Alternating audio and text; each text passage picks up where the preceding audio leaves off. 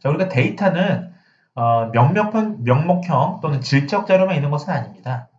자, 데이터 중에서는 양적 자료라는 게 있습니다. 자, 양적 자료라는 건 뭘까요?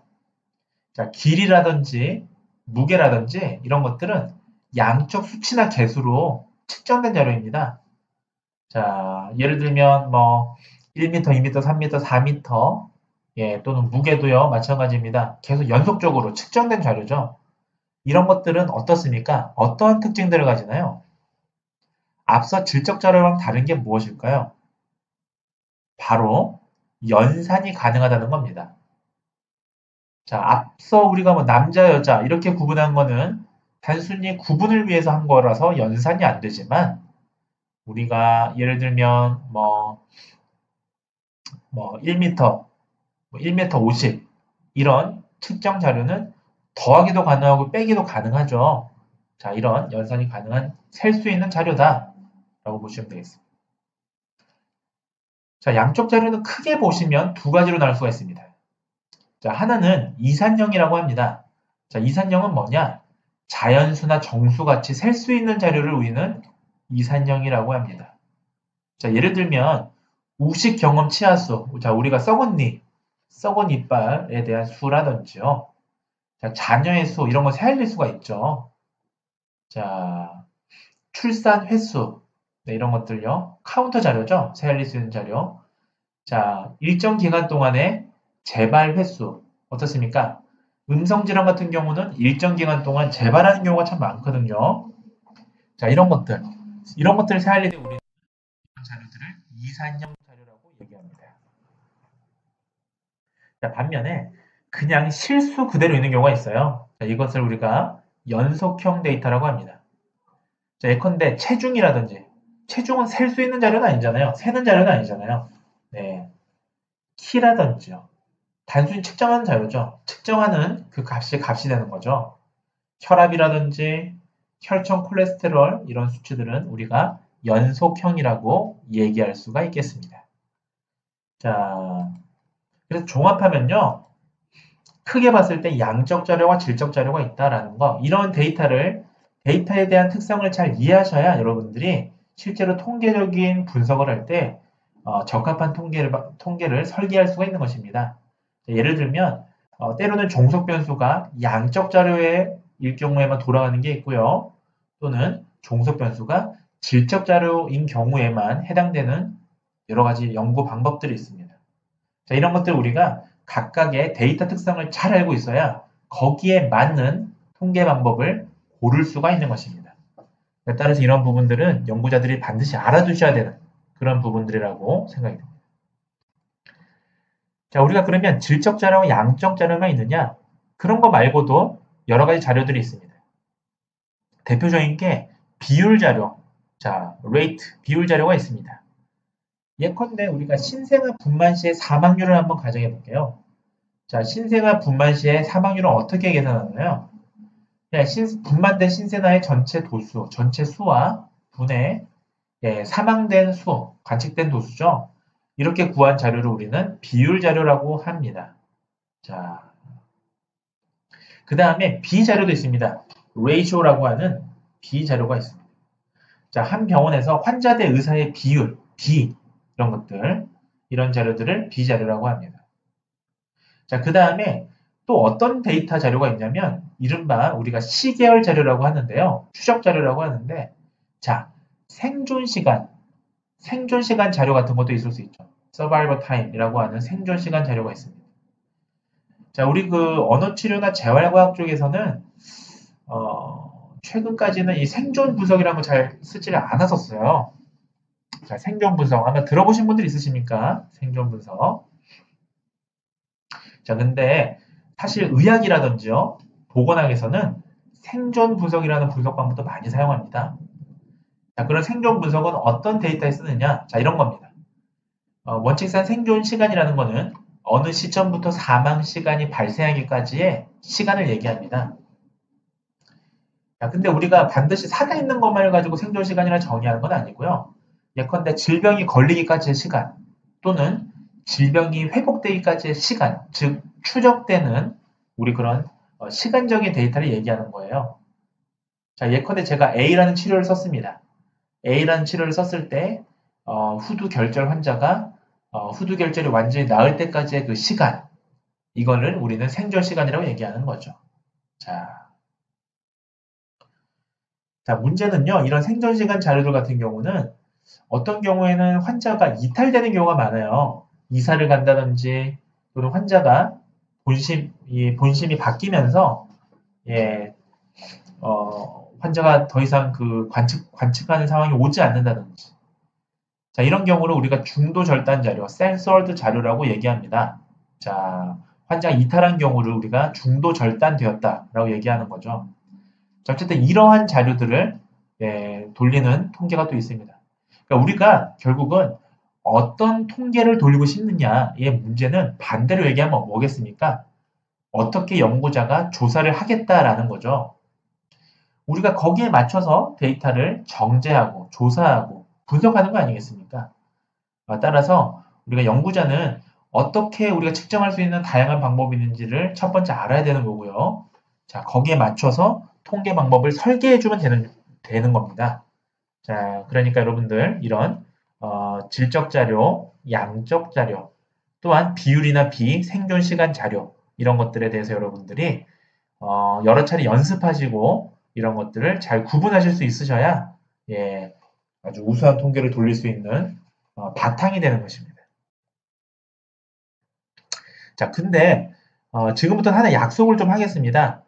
앞으로는 이렇게 아까 보셨다시피 뭐 순서형도 있고 뭐 범주형도 있고 이산형도 있고 뭐 이렇게 연속형도 있고 했는데요. 우리는 앞으로 이 수업에서는 편의상 범주형하고 연속형으로 이렇게 이분법적으로 분석을 하겠습니다. 이 용어의 정의를 앞으로는 우리가 질적 자료니 뭐 양적 자료 얘기 표현 안 하고요. 범주형이냐 연속형이냐 이렇게만 구분을 하도록 하겠습니다. 자, 왜냐하면 우리가 결국은 여러분들이 주로 돌리시는 재활 과학 통계에서는 우리가 범주형이냐 연속형이냐 이 정도로만 구분을 해도요. 거기에 맞춰서 연구 설계를 진행할 수 있기 때문입니다. 자, 그래서 범주형은 우리가 특성에 따라서 그 범주를 구분할 수 있는 측정된 자료로 연산이 불가능한 자료를 우리 범주형이라고 하는 거고요.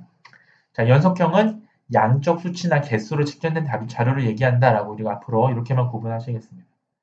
특히 여러분들이 SPSS라는 프로그램으로 돌리시게 되면 실은 범주형이냐 연속형이냐 이 척도형이냐 이 세 가지만 우리가 아셔도 그 구분이 가능하시거든요. 그 프로그램에서. 그러니까 이렇게만 구분을 하시도록 하겠습니다. 자, 한번 연습해 볼게요. 자, 여러분들. 자, 이제부터 저랑 같이 이 슬라이드를 보고 연습해 보는 겁니다. 자, 범주형이냐 연속형이냐만 가지고 이제 이분법적으로 구분해 보시는 거예요. 자, 퀴즈입니다. 자, 만 나이는 연속형일까요? 범주형일까요? 자, 그렇죠. 만 나이는 연속형입니다. 자, 이제 연만 쓸게요. 자, 지역은 어떻습니까? 서울, 경기, 광주 이런 지역은 연속형인가요? 범주형인가요? 네, 지역은 범주형이 되겠습니다. 셀 수 있는 게 아니잖아요, 우리가. 자, 연산이 안 되죠. 자, 10대, 20대, 30대 이런 거는 어떻습니까, 여러분들? 연속형인가요? 범주형인가요? 자, 10대, 20대, 30대 이런 것들. 자, 이거는 범주형이죠, 여러분들. 이거 연속형으로 하시면 안 돼요. 자, 왜 범주형입니까? 자, 범위가 있잖아요. 자, 우리가 10대라고 하면 몇 살부터 몇 살까지를 10대라고 합니까? 10살부터 19살까지를 10대라고 하죠. 자, 이렇게 범위가 구분되어 있는 것들을 우리가 범주형이라고 합니다. 자, 그다음에 혈액형 어떻습니까? 혈액형. A형, B형 뭐 이거. 네, 혈액형도 범주형이죠, 여러분들. 혈액형도 범주형입니다. 자, 이런 것들 우리가 잘 구분해서 정리하실 필요가 있습니다. 자, 시간 관계상 넘어가도록 하겠습니다. 자, 지금부터 말씀드릴 거는 자료에 대한 요약법에 대해서 좀 말씀을 드리려고 합니다. 자, 우리가 자료를 요약하는 방법을 추측통계학과 기술통계학으로 구분해서 좀 설명을 할 수가 있습니다. 자, 먼저 우리가 기술통계학이란 건 뭐냐면요. 관심 대상에 대해서 관련된 자료를 수집해서 요약하는 걸 얘기합니다. 자, 그래서 이것을 기술 통계학이라고 합니다.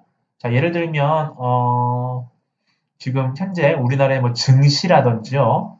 우리가 그 우리나라의 지금 현재 경제 상황을 파악하려면 경기가 좋다, 나쁘다 이런 것들을 우리가 대표하려면 예, 몇 개의 데이터를 가지고 얘기해 주면 되잖아요. 예컨대 뭐 실업률이라든지 그 다음에 주가 지수라든지 이런 데이터를 가지고 지금 현재 경기가 좋다, 나쁘다를 얘기할 수가 있을 겁니다. 자, 이러한 경우 이런 관련 자료를 수집하고 요약하는 경우 우리는 기술 통계학이라고 합니다. 그 다음에 추측 통계학이라는 게 있는데요. 이건 뭐냐 하면 그로부터 불확실한 사실에 대한 결론이라든지요. 일반적인 규칙성을 추구한 학문. 자, 우리가 지금 수집된 자료를 가지고 전체 자료로 예측하고 추측하는 학문. 이런 것들을 우리가 추측 통계학이라고 얘기합니다. 자, 이런 두 가지로 우리가 나눌 수 있다라는 걸 미리 말씀을 좀 드렸습니다. 자, 그럼 좀 예시를 조금 더 구체적으로 살펴보시죠. 자, 기술 통계학은 다시 얘기하면 수집된 자료를 정리하고 요약하고 어떻게 잘 표나 그래프로 이렇게 제시할 수 있느냐를 파악하는 연구 분야를 얘기합니다.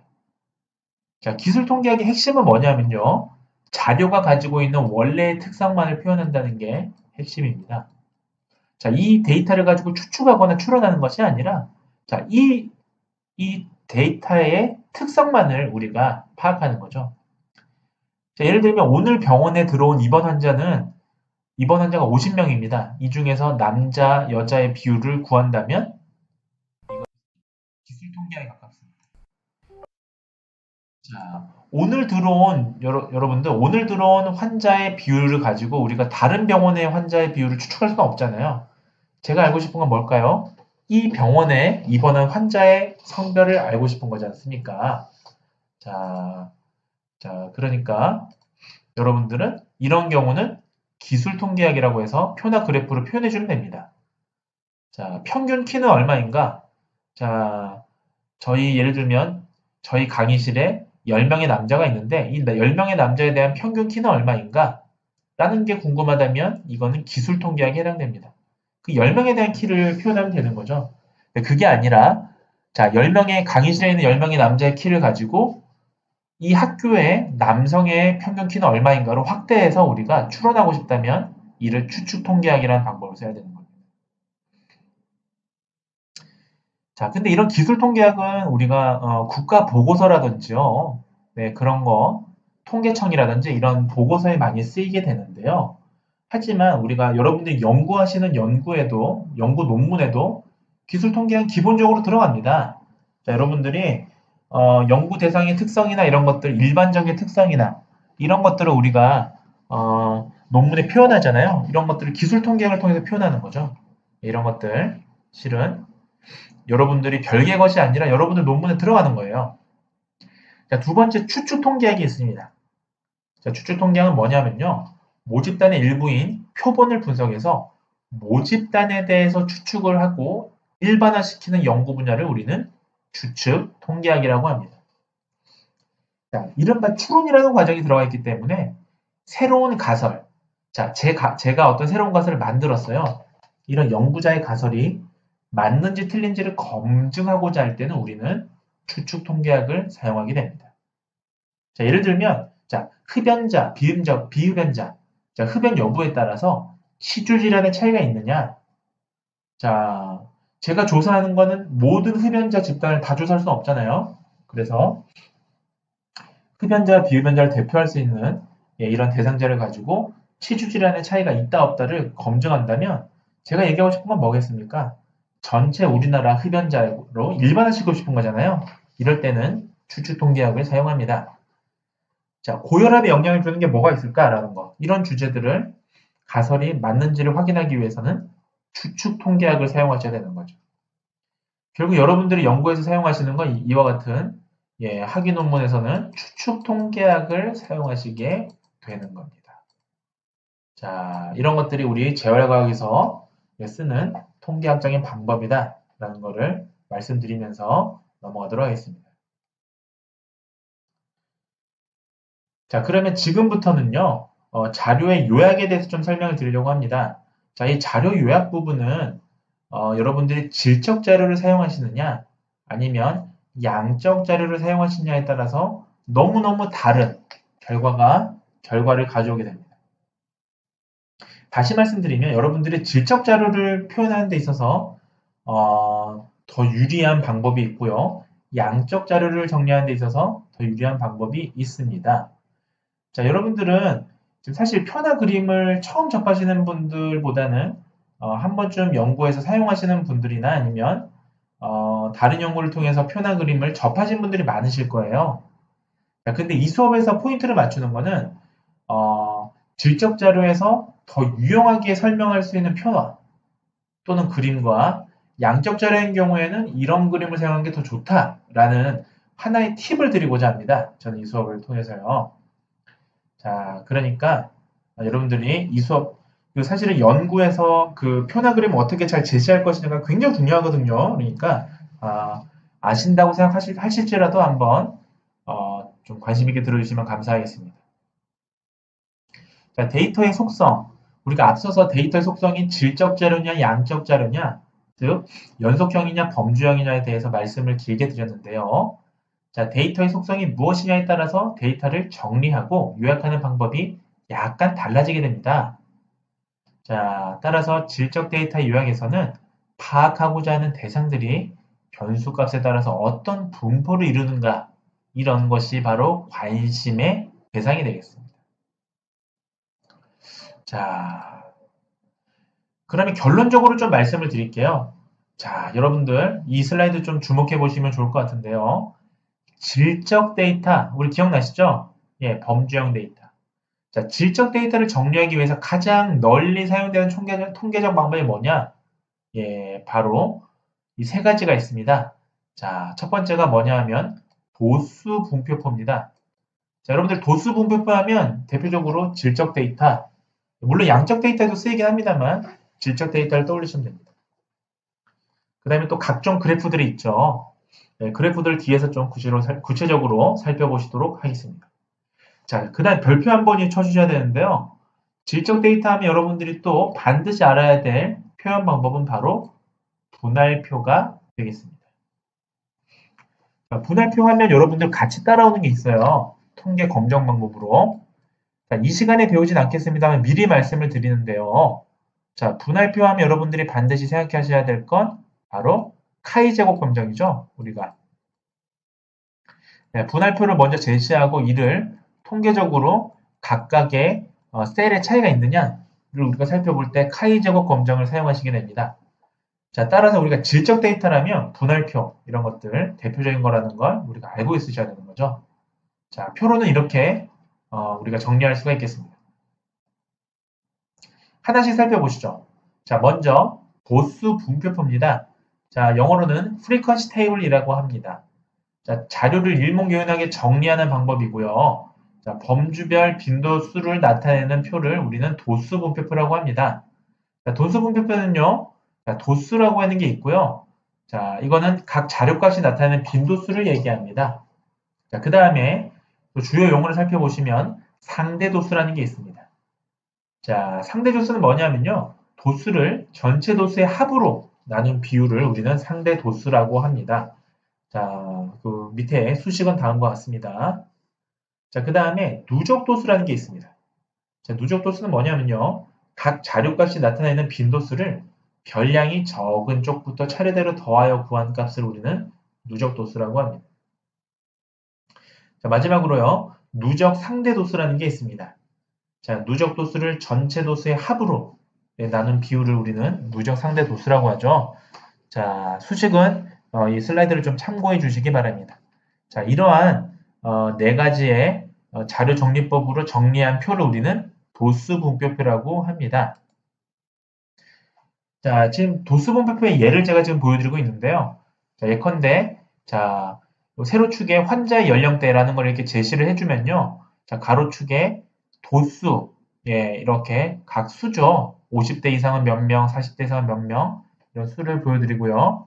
그 옆에 상대 도수라고 해서, 네, 상대적인, 예, 빈도수, 100명 중에 한 몇 명 정도인지 퍼센트죠. 자, 누적 도수.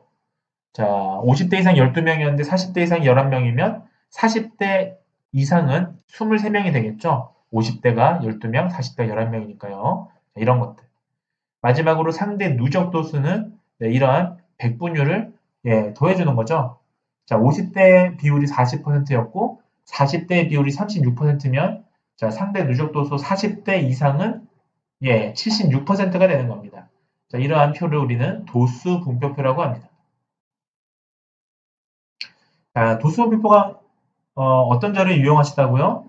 네, 질적 자료에 상당히 유용한 그런 표 방법이 되겠습니다. 자, 두 번째는 우리가 막대 그림. 막대 그림. 자, 요 보시는 요 그림들인데요. 이런 거 우리는 바 차트라고 합니다. 자, 바 차트는 뭐냐 하면 막대 그림은 직접 질적 변수의 도수 분포표를 그림으로 나타내는 거예요. 아까 보셨던 그 뭐 50대, 40대 그런 거 있잖아요. 이걸 그림으로 나타낼 때 우리는 막대 그림을 씁니다. 자, 그래서 여러분들 막대 그림 하면 이거 뭐다? 질적 자료에 쓰셔야 돼요. 자, 질적 데이터인 경우에 쓸 수 있는 그림이 막대 차트입니다. 자, 그거 반드시 아셔야 되겠고요. 자, 그러면 막대 그림은 어떨 때 쓰면 좋겠느냐? 자, 질적 자료로 해서 무조건 쓰는 게 아니고요. 자, 서열이 없는 명목 변수의 경우에 빈도의 크기를 쉽게 이해할수록 한 도표가 막대 도표니까요. 여러분들은 서열이 없는 명목 변수를 그림으로 좀 표현하고 싶다 하시면 막대 그림, 이른바 바 차트를 쓰시면 되겠습니다. 이 표에서는요, 막대 그림에서는 가로축에는 응답 범주고요, 세로축은 도수잖아요. 빈도수잖아요. 프리퀀시죠. 자, 그래서 이건 그냥 도수 분포의 결과를 그림으로 보여주는 거랑 동일하다라고 우리가 정의 내릴 수 있겠습니다. 자, 질적 데이터에서는요, 보면 가로축은 그냥 구분을 나타내는 범주일 뿐이에요. 자, 하지만 세로축의 크기, 자, 세로축이 바로 빈도수니까요, 프리퀀시니까 세로축은 의미가 있겠죠. 자, 그렇게 해석합니다. 그래서 결과적으로 종합하면 뭐다? 질적자로 특히 그 중에서도 서열이 없는 명목 변수 같은 경우는 막대 그림으로 제시해 주는 게 좋다라는 걸 제가 좀 강조를 드리고자 합니다.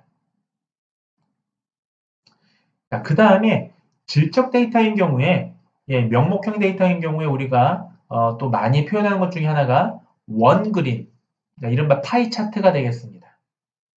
자, 파이 차트 많이 보셨죠? 자, 이제 많이 보신 게 중요한 게 아니라 이런 건 어떤 경우에 쓴다? 자, 명목 변수, 자, 질적 데이터, 그러니까 명목형 데이터인 경우에 쓰는 게 바로 원그림이다. 네, 여러분들 괜히 그 연속형 데이터를 가지고 이거 그 원그림 그리시고 그러시면 안 돼요. 네, 명목형에 반드시 써야 됩니다. 자, 명목형 중에서도 어떤 명목형을 쓰느냐? 자, 변수 값을 서열화할 필요가 없는 명목 변수. 자, 서열 변수가 아닌 변수에 쓰는 게 바로 원그림입니다. 파이 차트입니다. 자, 파이 차트가 뭐냐? 자, 질적 변수의 각 범주별로요, 전체에서 차지하는 상대적인 비율에 비례하여 원의 면적으로 나타낸 그림을 우리는 파이라고 하죠. 자, 그래서 여기 보시다시피 뭐 50대 이상은 어떻고 40대 이상은 어떻고 이렇게 나와 있죠. 여러분들 이 파이 차트 어디서 많이 보셨습니까? 그 선거 여론조사할 때, 특히 정당 지지도 같은 거 여론조사할 때 많이 보셨죠. 자, 왜냐하면 정당은 순서가 없잖아요. 서열이 없잖아요.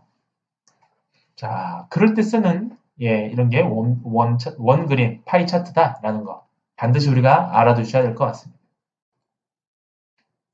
자, 그 다음에 제가 아까도 강조드렸는데, 자, 질적 데이터 하면 반드시 우리가 표현 방법 중에 알아야 될 게 바로 뭡니까? 분할표라고 말씀을 드렸습니다. 자, 분할표라고 하면 거의 99.9% 이거는 명목형 자료를 얘기하는 겁니다. 자, 반대로 얘기하면 연속형 자료에서는 분할표를 못한다. 자, 이거 다시 다른 말로 교차표라고 합니다. 교차표. 자, 교차표 또는 분할표. 우리가 반드시 알아두셔야 돼요. 자, 다시 아까 제가 계속 지금 강조드리고 있는데, 자, 교차표는 언제 쓰인다? 명목형 데이터에 쓰이는 거예요. 자, 그래서 우리가 아까 제가 분할표 얘기하면서 카이 제곱 검정이라고 말씀을 드렸잖아요. 네, 통계 방법에서 분할표를 가지고 검정하는 방법이 카이제곱 분석인데, 예, 이 카이제곱 분석을 다른 말로 교차 분석이라고 합니다. 자, 왜 그러냐면요. 바로 이 교차표를 가지고 분석하기 때문에 교차 분석이라 부르기도 해요. 따라서 여러분들은 자, 이 시간에서는 교차표가 명목형 데이터에 쓴다라는 거 반드시 우리가 알아두셔야 될 것 같습니다. 자, 분할표란 게 뭐냐? 두 개 이상의 질적 변수들의 복합적인 분포를 알기 위해서 작성하는 표를 얘기합니다. 자, 도수분표표는 하나의 분포를 살펴보기 위한 표였어요. 근데 교차표에서는 두 개 이상의 변수들 간의 복합적인 분포를 파악하는 것을 핵심으로 합니다. 자, 왜 둘 이상의 복합적인 분포를 왜 파악할까요? 네, 바로 두 변수 간의 연관성을 파악하기 위함이죠. 자, 예를 들면 두 변수가 자, 이 데이터 언제 쓴다고요? 질적자로 명목형 변수에 쓴다고 했죠. 자, 예를 들면 흡연하고 후두 질환의 유무를 한번 볼게요. 자, 흡연은 흡연한다, 안 한다. 예, 명목형이죠. 자, 후두 질환이 있다, 없다. 이것도 명목형이죠. 그러면 흡연과 후두 질환의 유무를 살펴보겠다 했을 때 이런 걸 연관성 파악이라고 합니다. 자, 이럴 때 쓰는 게 교차표다라고 이해하시면 되겠습니다. 자, 그 다음에 제가 이제 두 번째로 말씀드릴 건 자, 지금까지 질적 자료를 살펴보셨는데요. 그 다음에 말씀드릴 건 양적 자료입니다. 자, 양적 자료는 우리가 특히 표나 그림 수치를 통해서 많이 표현하고 정리하는데요. 양적 자료라고 하면 우리가 키나 몸무게, 성적, 소득, 나이 등과 같이 변수값의 크기가 양적인 의미를 지닌다. 즉, 셀 수 있다. 수치화할 수 있다. 그래서 우리가 양적 데이터라는 표현을 쓰는 겁니다. 자, 그래서 양적 데이터에 관한 숫자 값은 어떤 의미를 갖고 있나요? 단순히 분류를 위한 의미뿐만이 아니고요. 거기다 추가적으로 양이라고 하는 의미를 같이 함유하고 있습니다. 따라서 우리가 질적 데이터보다 양적 데이터가 더 많은 정보를 제공해 준다라고 할 수 있는 것입니다. 양적 데이터 요약에서는요. 데이터의 분포를 파악하는 것과 전체 데이터를 간단한 몇 개의 수치로 요약값으로 나타내는 것이 사실 핵심이에요. 자, 그래서 우리가 양적 데이터를 이용하는 경우에는 우리가 어떻게 이것들을 잘 표나 그림으로 요약할 것인가가 핵심 과제가 될 것 같습니다. 자.